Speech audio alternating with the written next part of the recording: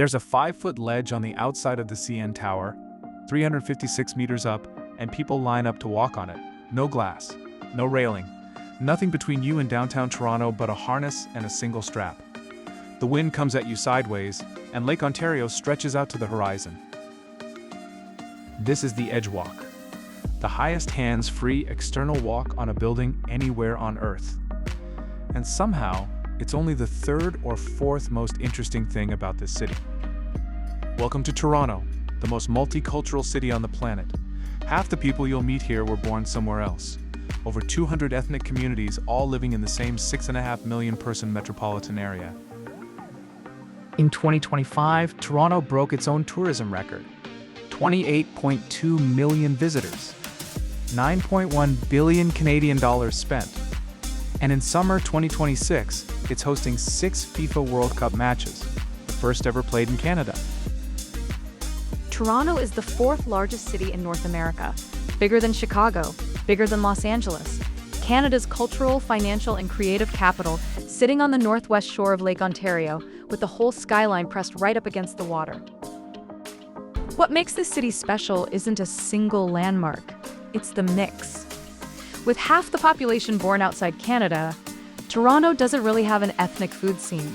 It just has a food scene, built from the best of every culture, all at once. And in 2026, all eyes are on Toronto. 6 FIFA World Cup matches will be played at BMO Field between June and July. Billions of viewers worldwide. The tournament alone could add 940 million Canadian dollars to the local economy. And just 90 minutes south, you've got Niagara Falls, the most powerful waterfall in North America, one of the most visited natural wonders on Earth, all within a day trip of downtown Toronto.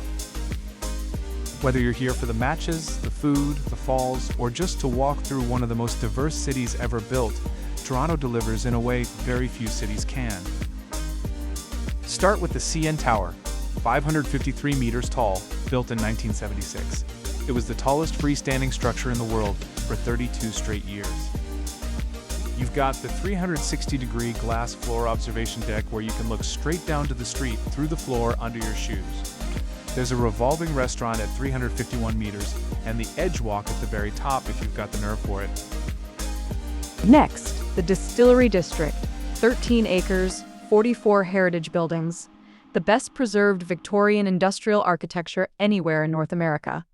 Cobblestone lanes, red brick everywhere, 0 cars, just galleries, restaurants, boutiques, and one of the finest European-style Christmas markets in Canada from November through December.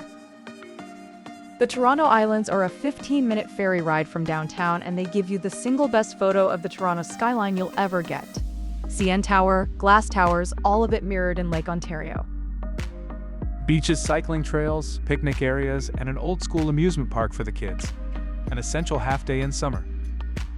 St. Lawrence Market has been feeding Toronto since 1803. National Geographic voted it the best food market in the world.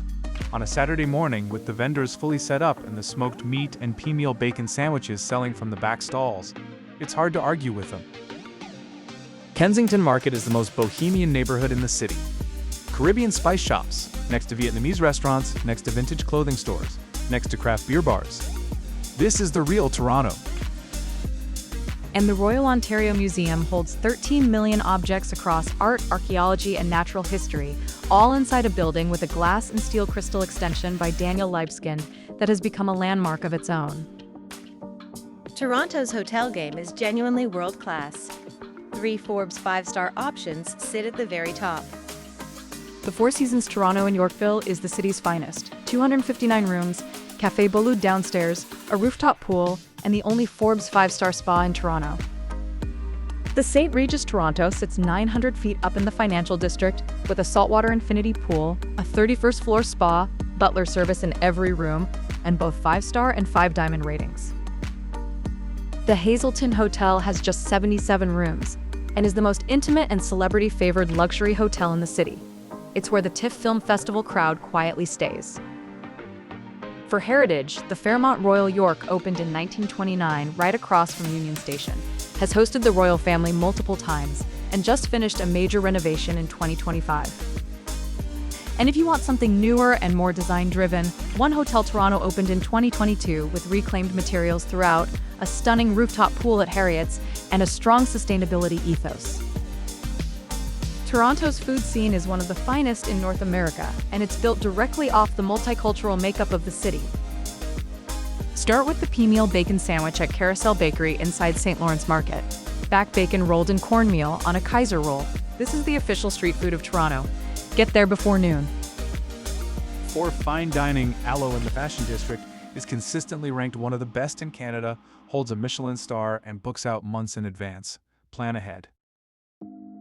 Canoe sits on the 54th floor of the TD Bank Tower and serves contemporary Canadian cuisine with a view of Lake Ontario that no other restaurant in the city can match. But the real magic is in the neighborhoods. Dim Sum in Chinatown, Roti on Gerrard Street East, Ethiopian Injera on Danforth Avenue, Portuguese custard tarts at Caldense Bakery. This is where the food culture actually lives. Steam Whistle Brewery operates inside a converted 1929 locomotive repair facility right below the CN Tower, the most atmospheric brewery in Canada. And don't leave without trying Niagara Ice Wine, made from grapes frozen on the vine, Canada's most internationally celebrated wine. The Niagara Peninsula is 90 minutes south. Toronto Pearson International handles 45 million passengers a year. New York is 1 hour 20 minutes nonstop, Chicago 1 hour 30, Miami 3 hours, London Heathrow around 8. The UP Express train gets you from Pearson Airport to Union Station downtown in 25 minutes for $12.35 Canadian. It runs every 15 minutes. Canada's best airport train, hands down. If you're flying in from the US, UK, EU, or Australia, you need an ETA. It costs $7 Canadian. You apply online at canada.ca, and it's good for 5 years. Americans driving across the border don't need one. If your trip overlaps with FIFA World Cup match dates in June or July 2026, book your hotel right now today. Prices are already surging and rooms are disappearing fast. For the Niagara Falls day trip, you're 130 kilometers south on the Queen Elizabeth Way. The Canadian side gives you the best view of Horseshoe Falls. Take the Maid of the Mist to the base, do the Journey Behind the Falls cave tour, and finish in Niagara on the Lake for the wineries. And one Toronto secret most tourists miss: the path. 30 kilometers of underground walkways connecting 75 city blocks of downtown. In winter, you can move between hotels, transit, shopping, and the CN Tower without ever putting on a coat. The CN Tower lit up at night, changing colors for every occasion. The smell of pea-meal bacon at St. Lawrence Market on a Saturday morning. The mist hitting your face at Niagara Falls. The sound of half the world's languages drifting past you on Yonge Street. This is Toronto. Massive, multicultural, alive, and in 2026, on the biggest stage it has ever stood on. Ready to book your Toronto adventure? Flights, hotels, and travel insurance all in one place at PalapaVibez.com. The link is in the description. If this helped you, hit that like and follow for more travel guides just like this one.